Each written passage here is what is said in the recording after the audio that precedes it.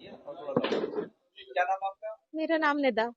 निदा, क्या पूरा मामला है? आपने आपकी तरफ से एफआईआर की गई है, कप्तान साहब के पास गए थे आप? क्या पूरा मामला है? हाँ, मेरे हस्बैंड के पास मैं उनसे बात करने गई थी। काफी टाइम से मैं उन्हें ढूंढ रही थी। वो 31 अक्टूबर से मुझे छोड़कर लड़ाई झगड़ा कर कर हाथापाई उन्होंने मेरे साथ की और चले गए, और मैं उनको परेशान होकर ढूंढ रही थी कि बेटे की तबीयत खराब है, मेरे पास पैसे भी नहीं है इलाज के। मैंने काफी लोगों से उनसे बात भी कराई कि उनको बात करें, उनसे बात करके बोलें कि बेटा बहुत बीमार है, उसको इलाज की जरूरत है, उसके दूध के भी खर्चे हैं, 5 महीने का बेटा है हमारा। तो उन्होंने उन्हें किसी की परवाह नहीं है। मैं उनके फिर ऑफिस गई, कई बार ऑफिस जाने पर वो मिल नहीं पा रहे थे, मिलना नहीं चाहते थे।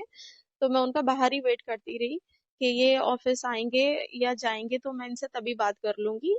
और तभी वेट करते हुए मैं ऐसे ही टाइम पास करने के लिए मोबाइल में यूट्यूब चला रही थी, और क्योंकि मुझे संभल जाना था, एक फंक्शन भी अटेंड करना था, तो मैंने सोचा पता नहीं हालात वहाँ के ठीक है, जाना चाहिए या नहीं। तो मैं वीडियो रैंडमली देख ही रही थी। उन्होंने बोला ये क्या है और ये सब क्यों देख रही हो? तो मैंने कहा इसमें कौन सा गलत बात है अगर मैं कुछ देख रही हूँ, और सबको अपना अपना हक होता है, जो भी किसी के साथ गलत हो रहा है उसके लिए आवाज उठाने का। आप भी तो मेरे साथ गलत कर रहे हो, तो मैं भी तो आवाज ऐसे उठा सकती हूँ, मुझे भी हक है। तो वो कोई गलत नहीं कर रहे हैं जो भी कर रहे हैं। अगर उन्हें भी अपना बचाव का हक है, और कहीं ना कहीं मैं किसी का साथ नहीं दे रही कि वो सही है या गलत है। मुझे दुख है जो उन लोगों के साथ हुआ, लेकिन इस जगह कोई भी इंसान होता, अगर उसके ऊपर कुछ बुरा हो रहा होगा तो वो भी अपने हक के लिए लड़ेगा। तो उस पर बोले तू काफिर है, तू मुसलमान नहीं है, तू तो पुलिस का साथ दे रही है, बस वो तेरे माई बाप हैं पुलिस वाले, ये है वो है, और तू कितना सोच ले मैं तेरे साथ नहीं रहूंगा, नहीं रखूंगा, चाहे कुछ भी हो जाए। और यहाँ अभी मैं तुझे इसी वक्त तलाक देता हूँ, 3 तलाक मैं देता हूँ, और तू अब मेरे साथ नहीं रहेगी कभी, यहाँ से निकल जा, अब मेरा तेरा कोई वास्ता नहीं है। मैंने कहा ऐसा मत करो, बच्चे का सोचो, छोटा बच्चा है, बीमार है। तो बोले बस जा, अब निकल, बस मेरा हो गया, बस तेरे साथ इतना ही था। तलाक देने की वजह क्या पुलिस की प्रशंसा रही है? हाँ, यही वजह रही, और क्या वजह थी, मैं क्या ही बात कर रही थी। और अखबार में करिए। कितना टाइम हुआ आपकी शादी हमारी शादी को इस 17 तारीख को पूरे 3 साल हो रहे हैं। को? बीच बच्चे आप? जी, मेरा बेटा है 5 महीने का। तो आपकी दूसरी शादी थी जी, मेरी दूसरी शादी थी। मेरे पहले हस्बैंड अब नहीं है इस दुनिया में। मेरे पहले हस्बैंड से 3 बच्चे हैं। ये मेरे बच्चों को भी नहीं रखना चाहते हैं, मुझे भी नहीं रखना चाहते हैं, अपने खुद के हुए हुए 5 महीने के बच्चे को नहीं रखना चाहते हैं। प्रेगनेंसी में ये मुझे छोड़कर 2 ढाई महीने के लिए चले गए थे। बहुत मुश्किल से जबरदस्ती मैं इनके घर जाके बैठी कि मुझे एटलीस्ट डिलीवरी ही कराएं मेरी, मेरे बच्चे मासूम है, वो थोड़ी हॉस्पिटल लेके जाएंगे। तो ये अपनी खाला के यहाँ छुपे हुए थे, तो 6 दिन में ये वापस आ गए।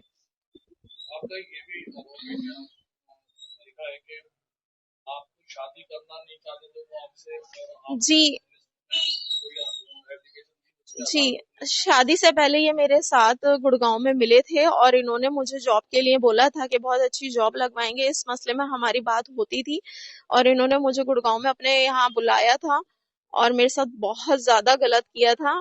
और मैंने इनसे बोला तो उन्होंने कहा मैं तुम्हें प्यार करता हूँ, मैं शादी करूंगा तुमसे, हम कल ही निकाह कर लेंगे। और ये निकाह के नाम पर मेरे साथ गलत करते रहे। 2-3 महीने के बाद फिर इन्होंने मेरे से निकाह किया। जब मैंने इन्हें बोला आपने मेरे साथ बहुत गलत किया है, मैं इसके लिए आवाज उठाऊंगी, तब इन्होंने मेरे साथ निकाह किया। निकाह के बाद भी इन्होंने उस रिश्ते को छुपाने के लिए मुझे कस्में दी, ना ही मेरे घर वालों को बताने को बोला, ना खुद अपने घर वालों को बता रहे हैं। मैं प्रेग्नेंट हुई, मेरा एक मिसकैरेज इन्होंने मेरे साथ जबरदस्ती की, जिसकी वजह से वो मेरा 3 महीने का बच्चा खत्म हुआ।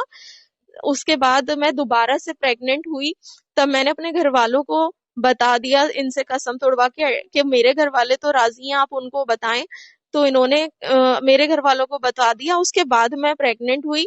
तो वो प्रेगनेंसी में जब मैंने 5 महीने की हो गई, तो मैंने इनसे दबाव बनाया कि देखें बच्चा होने वाला है। हाँ, किस किस उसकी जॉब के लिए आप ये गए थे? ये मेरे ससुराल, जो मेरे पहले हस्बैंड लाजपत नगर में रहते थे, उसी गली के रहने वाले हैं। मैं इनसे एक शादी में मिली थी। जब मेरा डिवोर्स हो चुका था मेरे हस्बैंड से, 10 साल की मेरी शादी थी, तो मैं शादी के बाद भी हमारे ताल्लुकात ऐसे खराब नहीं थे मेरे पहले हस्बैंड से भी। मैं उस घर में आती थी, अपने बच्चों के साथ टाइम स्पेंड भी करती थी, मैं बाहर जॉब करती थी और मैं शादी में एक मिली थी जो उसी मोहल्ले की एक शादी थी, वहां इनकी मम्मी ने मुझे इंट्रोड्यूस कराया था इनसे कि तुम अच्छी जॉब करा देगा ये बेटा मेरा, ये विजन एक्सपोर्ट में काम करता है।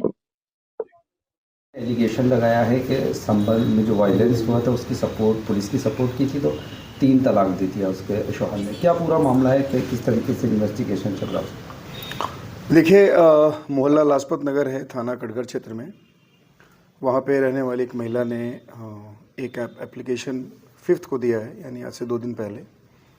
उसमें उन्होंने अपने पति के ऊपर आरोप लगाया है कि वो एक यूट्यूब पे कोई वीडियो जो संभल प्रकरण से जुड़ा हुआ था उसको देख रही थी। उसको देख करके उनमें वाद विवाद हुआ और उस वीडियो को जो देख रही थी उसको देखने के लिए पति ने मना किया और जब उन्होंने उस वीडियो को देखना बंद नहीं किया तो उन्होंने ट्रिपल तलाक जो है वो उनको दिया, तलाक दे दिया। उसको लेकर के उन्होंने एप्लीकेशन दिया है। इसमें इस आरोप के अतिरिक्त कुछ अन्य आरोप भी हैं। उसमें हम लोग सुसंगत धाराओं में अभियोग पंजीकृत कर रहे हैं और इसमें अग्रिम विवेचनात्मक कार्रवाई की जा रही है और उसमें जो भी फाइंडिंग्स होगा उसके हिसाब से इसका हम डिस्पोजल करेंगे। कितने लोगों के अगेंस्ट सर ये है? देखिए, उसमें तो उन्होंने जो कुछ अन्य आरोप लगाए हैं वो जो उनके पति हैं उनके परिवारजनों पर भी लगाए हैं, लेकिन जो तलाक देने की बात कही है उन्होंने अपने पति के बारे में बताया कि उन्होंने हमें तलाक दे दिया इस बात को लेकर कि वो वीडियो देख रही थी। Thank you.